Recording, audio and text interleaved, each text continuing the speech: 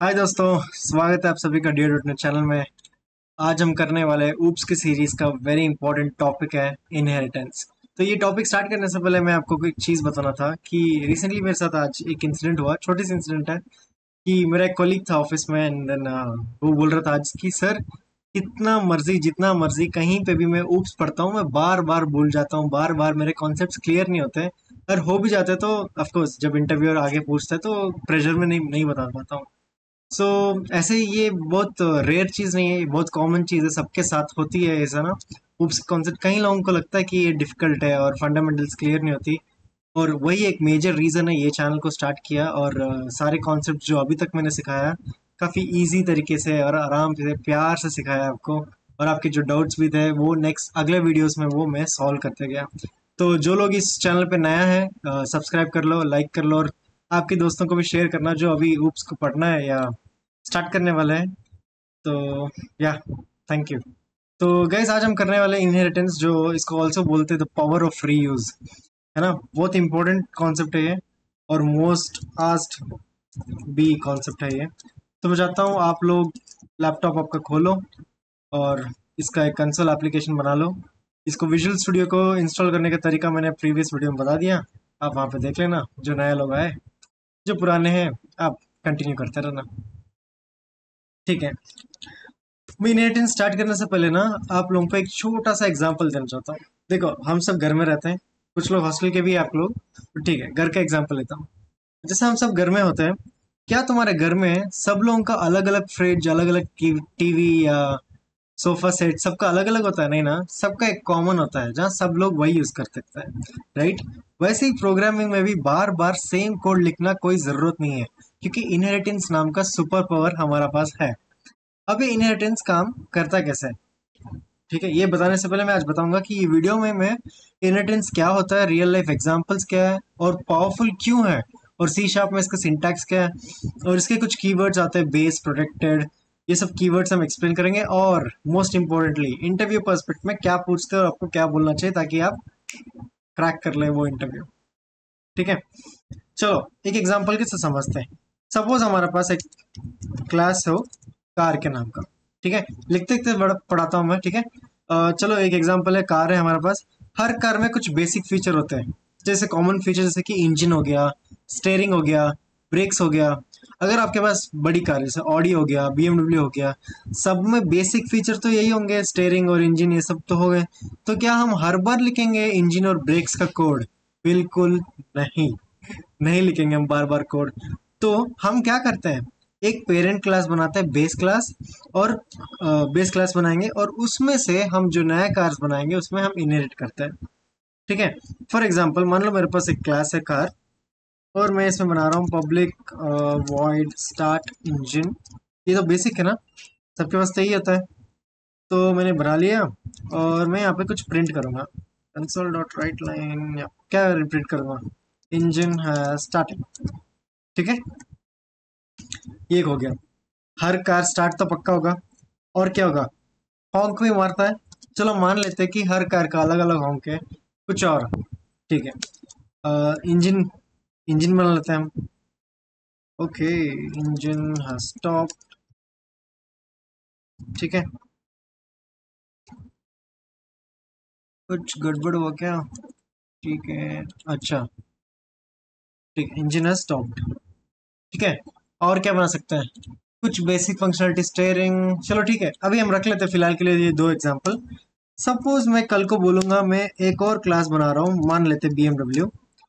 अब बीएमडब्ल्यू के पास क्या क्या हो सकता है, बीएमडब्ल्यू के पास एक वॉइड, मान लो प्ले म्यूजिक, मान लेते हैं हर किसी का प्लेइंग म्यूजिक सिस्टम अलग अलग होता है, ठीक है। अब ये क्या प्ले करेगा, कोई म्यूजिक प्ले करेगा, उसको हम लोग प्रिंट कर लेते हैं, playing music, playing music in BMW, ठीक है। ठीक है, अब बीएमडब्ल्यू के पास एक फीचर है जो गाना बजा सकता है, और नॉर्मली कोई भी बेसिक का कार में वो स्टार्ट हो सकता है और बंद हो सकता है। मूव तो ऑफ कोर्स करेगा ही, बट अभी फिलहाल के लिए स्टार्ट और सी कर सकता है, ठीक है। अब मैं क्या करूंगा, अब मैं क्या करूँगा, क्लास प्रोग्राम, ये आपको पता ही है, अभी तो आपको रट के आना चाहिए। स्टैटिक वॉइड मेन, मेन में एम कैपिटल है ना। यहाँ पे हम क्या करेंगे, मैं लूंगा BMW के ऑब्जेक्ट बनाना है। फटाफट बताओ कैसे बनाऊंगा BMW का object. B M O sorry sorry sorry sorry BMW is equal to new object. अगर मान लो मैं बोलता हूँ BMW भाई तू स्टार्ट इंजन को बुला, स्टार्ट इंजन को बुला। देखो एरर क्या आ रहा है कि BMW does not contain definition of start engine. ये बोल रहा है BMW का जो क्लास है इसमें कोई स्टार्ट इंजन है ही नहीं, क्योंकि हमने इनहेरिट नहीं किया। इनहेरिट का मतलब ये है कि ये जो क्लास है, ये जो पेरेंट क्लास है, इनसे कुछ फंक्शनैलिटीज या कुछ फीचर्स अपने में लेगा। उसको लेना कैसा है, मैं डालूंगा ये डबल कोट्स, इसका मतलब अभी लेने वाला है, किसका लेने वाला है, कार का, राइट। तो कार की सारी कैरेक्टरिस्टिक्स BMW लेगा। तो मान लो कार एक फादर है, BMW एक सन है, तो फादर का सारा प्रॉपर्टीज सन लेगा। प्रॉपर्टीज मतलब कैरेक्टरिस्टिक, ठीक है। तो ये लेगा। अब देखो मैं BMW डॉट ये बुलाऊंगा तो आराम से कॉल कर लेगा। फिर मैं बोलूंगा भाई BMW डॉट, इसकी खुद की एक प्ले म्यूजिक है ना, जो उसने खुद से बनाया है। और अगर मैं बोलूंगा BMW डॉट स्टॉप इंजन, ये भी बुला लेगा। अभी इनको प्रिंट करके देखे क्या आएगा, तीनों प्रिंट करना चाहिए। ये एक खुद की है और बाकी इसकी फादर की है। बेस क्लास की प्रॉपर्टीज है। Engineer started playing the music, engineer stop, ठीक है। ये ओन मेथड है और बाकी सारा इनहेरिटेड, मतलब पेरेंट क्लास से लिया, इनहेरिटेड, ओके ठीक है। ये बेस क्लास से आया और ये भी बेस क्लास से आया और ये है इसकी खुद की मेथड। तो इतना होता है सिंपल सा इनहेरिटेंस, ठीक है। बेसिक बेसिक बड़े बड़े मुद्दे में अगर देखा जाए, इनहेरिटेंस का मतलब इतना ही है कि पेरेंट क्लास होता है, वहां से हम कुछ इनहेरिट करके ले लेते हैं, ठीक है। अब इतना मैं कमेंट करता हूँ, ठीक है। आपने आउटपुट पे देख लिया। अभी देखो जिनको मुझे पता है बहुत लोगों का ये पहली बार है, तो इनको कई लोगों को ये भी मुश्किल लगता है। आप लोगों के लिए मैं एक सिंपल चीज बताता हूँ। देखो क्लास, डिराइव्ड क्लास, ठीक है, और यहाँ पे होगा बेस क्लास, ठीक है। आप लोग ऐसे याद रखना, जो पहली बार आया है ऐसा बेस क्लास। बेस क्लास क्या होता है, जो पेरेंट होती है, जिस जो जिसमें most of the common features होती है, ठीक है। इसको मैं कमेंट करके यहाँ पे रखता हूँ ताकि आप गिटहब में देख ले। और इसका नाम रखता हूँ सिंटैक्स, ठीक है, in C sharp. Most of the languages में सेम ही होता है, C++, Java, C sharp, Python, जो मर्जी कर लो। और बेसिक तो यही फीचर होता है, बेसिक सिंटैक्स तो ये होता है। तो ये आपको आसान होगा कि पेरेंट से वो डिराइव्ड में कैरेक्टरिस्टिक लेता है। कूल। तो हमने एक एग्जांपल भी देख लिया और एक सिंटैक्स भी देख लिया। देखो इसमें ना बहुत सारे टाइप्स ऑफ इनहेरिटेंस है। ये जो हमने किया ये सिंपल इनहेरिटेंस, जहाँ पे एक से एक हमने ले लिया, जो इसको सिंगल इनहेरिटेंस बोलते हैं। इसमें एक मल्टी लेवल इनहेरिटेंस होता है जो सपोर्टेड है, और एक मल्टीपल आता है। मल्टीपल मतलब जहाँ पे एक ही डिराइव्ड क्लास होगा और दो बेस क्लास होगा, मतलब दोनों का प्रॉपर्टीज एक डिराइव्ड में होगा। वो सी शार्प में नॉट सपोर्टेड है। उसकी भी कोई तरीका है बट अगेन वो स्टिल नॉट सपोर्टेड है, ठीक है। सी शार्प बाय डिफॉल्ट वो चीज़ें उनको सपोर्ट नहीं करती हैं। और एक होता है हायरार्किकल। इन चारों के एग्जांपल्स हम करेंगे बाद में, फिलहाल के लिए हम बेसिक पे अटके रहेंगे। और यहाँ पे तो आपने देख लिया बेस, बेस कैसा काम करता है, बेस हो गया, डिराइव्ड हो गया। एक और गैस बहुत इंपॉर्टेंट टॉपिक है भाई, मैं तो सोच रहा हूँ इसको कट करके दूसरा वीडियो में डालना चाहिए मुझे, इतना इंपॉर्टेंट है, ध्यान से सुनना भी। हम करेंगे constructor चेनिंग, most highly asked interview question. Constructor चेनिंग inheritance का पार्ट। हर बार जब मैं भी फ्रेशर था बहुत बार पूछा, मुझे कोई समझाने वाला नहीं था, बट चलो आपके लिए तो मैं हूँ। ठीक है, मैं समझाता हूँ आपको बहुत आसान से। मान लो मेरे पास एक कार है, वही एग्जांपल लेंगे। मैं एक कंस्ट्रक्टर लूंगा, ठीक है। कंस्ट्रक्टर क्या प्रिंट करेगा, console dot write line car constructor has been called, ठीक है। एक सिंपल क्लास है, एक कंस्ट्रक्टर है। Constructor is called when object is created. रट लो या तो समझ लो। समझना के लिए मुश्किल है तो रट लो, रटना मुश्किल है समझ लो। ठीक है, मैं क्लास बनाऊंगा BMW। ये किसको लेगा? कार का लेगा, राइट। अब कार में मैंने ये करा दिया, ये करा दिया, ये करा दिया, ये करा दिया। ठीक है, सही तो लग रहा है। तो छूट गया। ठीक है, BMW has been BMW constructor has been called। ठीक है, यहाँ तक तो इजी लग रहा है। हाँ भाई, कंस्ट्रक्टर है कि ऑब्जेक्ट है, ठीक है कंस्ट्रक्टर है, ये इनहेरिट कर लिया। अभी जो मेन मुद्दा जब आता है, ऊपर से कॉपी कर ले क्या? कहाँ गया, कहाँ गया, कहाँ गया, कहाँ गया? ठीक है, ये कर लिया, ये कर लिया। ठीक है, ठीक है, मान लो मेरे पास BMW है। अगर मैं BMW का ऑब्जेक्ट बना लिया, तो ऑब्जेक्ट जब बनाया तब क्या प्रिंट होना चाहिए? कंस्ट्रक्टर कॉल होगा तो ये प्रिंट होगा। चला जाते हैं, देखो, car constructor has been called, BMW constructor has been called. समझ आया? आप बोलोगे सर ऐसे क्यों? मैंने तो सिंपल BMW का ऑब्जेक्ट बनाया। जब BMW का ऑब्जेक्ट बनाया, आपने तो बताया object constructor is called when object is created.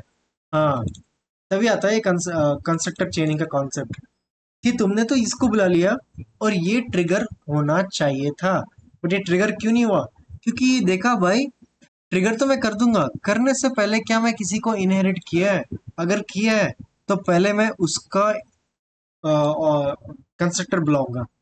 जो भी इनहेरिट कर रहा है ना, पहले उसका कंस्ट्रक्टर कॉल होगा। इसका मतलब क्या?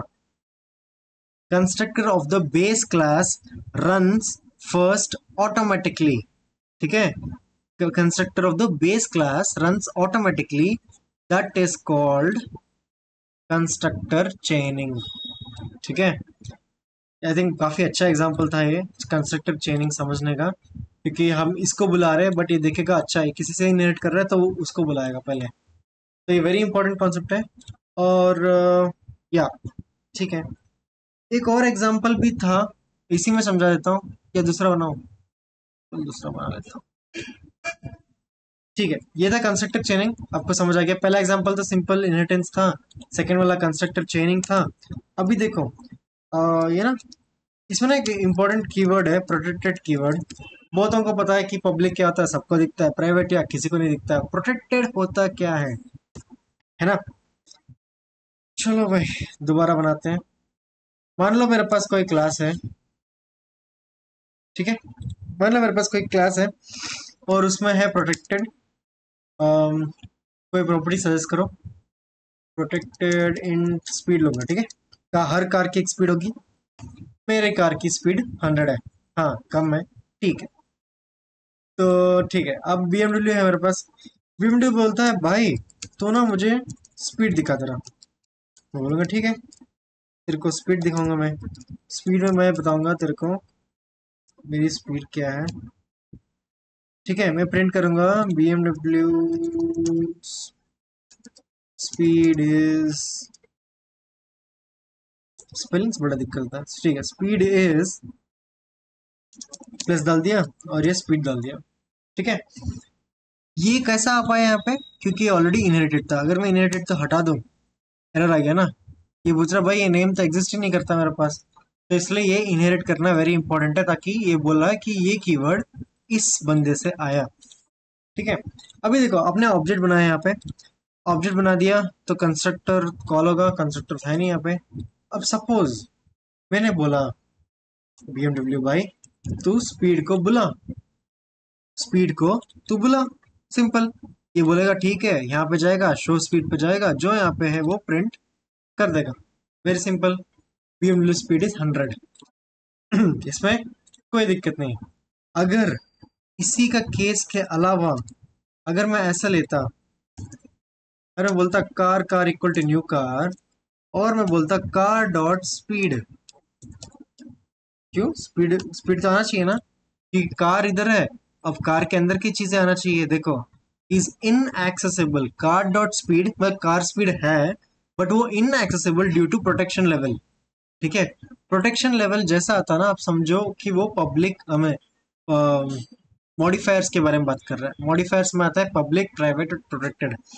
इसका मतलब स्पीड में ना तो प्राइवेट लगा हुआ या प्रोटेक्टेड लगा हुआ तभी ये एरर आता है। ठीक है, इससे आपको प्राइवेट कीवर्ड के बारे में क्या समझ आया? प्राइवेट कीवर्ड का मतलब ये है कि अगर मैं बोलता हूँ किसी फादर के पास कुछ प्राइवेट, कुछ प्रोटेक्टेड चीजें हैं, ठीक है, कुछ सिक्योर आइटम्स है, तो वो चीजें सिर्फ एक चाइल्ड ही एक्सेस कर सकता है, ना कि कोई पड़ोस में आके या कोई रिश्तेदार आके या कोई रैंडम लोग आके उस चीजों को, सिक्योर चीजों को एक्सेस नहीं कर सकता। ठीक है, base class protected items can only be accessed by derived class and not by the external program. ठीक है, इसका इंग्लिश का डेफिनेशन ऐसे ही आता है, बट आप प्योर हिंदी में आसान शब्द में ये समझो कि ये ऐसा काम कर रहा है। ठीक है, मैंने आपको बताया था कि सी शार्प ना वो नहीं सपोर्ट करता, क्या? Multiple inheritance. ठीक है, इसका मतलब क्या? मुझे लगा इंपॉर्टेंट है। C sharp does not support multiple inheritance.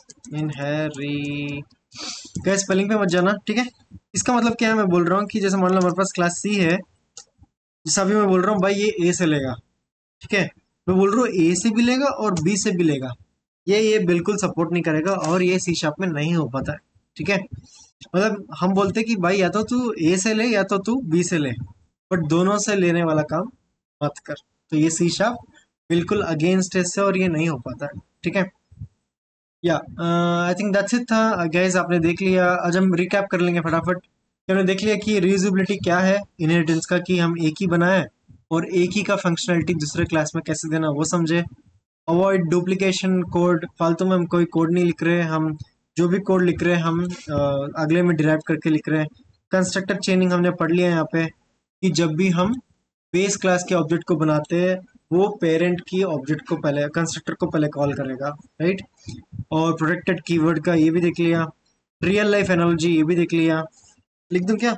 Recap. ठीक है, हमने रीयूजेबिलिटी देख लिया, रीयूजेबिलिटी, और डुप्लीकेसी देख लिया, और कंस्ट्रक्टर कंस्ट्रक्टर चाइनिंग देख लिया, और प्रोटेक्टेड कीवर्ड देख लिया, और रियल लाइफ एग्जांपल देख लिया, राइट। कैसे एग्जाम स्पेलिंग में मत जाना प्लीज, मैं बहुत फास्ट लिखता हूँ इसलिए। ठीक है, ये सारे हमने रिकैप चीजें देख लिया और ये हमने ये सब चीज कवर कर लिया। तो बस इसमें एक और चीज कॉन्सेप्ट भी आता है DRY करके, जो do not repeat yourself principle आता है इनहेरिटेंस से, जो बहुत इंपॉर्टेंट है। मतलब बार बार एक ही चीज को मत लिखो, अगर एक चीज बना हुआ है तो उसी को फेच करके हम नया चीज बनाओ, मतलब उसी को इनहेरिट करके नया चीज बनाओ। कुछ अब खुद से दिमाग चला के कुछ नया मत बनाओ, यही मतलब है DRY, do not repeat your self. तो दोस्तों ये था इनहेरिटेंस का असली मैजिक, और आपने देख लिया इनहेरिटेंस कैसे काम करता है, और इसीलिए इसको द पावर ऑफ रीयूज बोलते हैं। ठीक है, और आपको अच्छा लगा वीडियो तो कमेंट करके बताना, बट कमेंट मैंने ऑफ किया है तो कोई बात नहीं, आप लाइक करके या शेयर करके मुझे खुद शेयर कर देना, या तो लाइक कर देना तो मैं देख लूंगा उसको, और अगर आप बोलोगे तो कमेंट्स ऑन भी कर दूँ।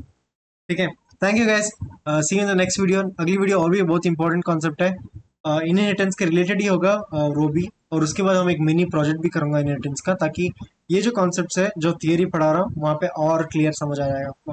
तब तक ख्याल रखना, टेक केयर, कोड करते रहना, सीखते रहना, बाय बाय, टेक केयर।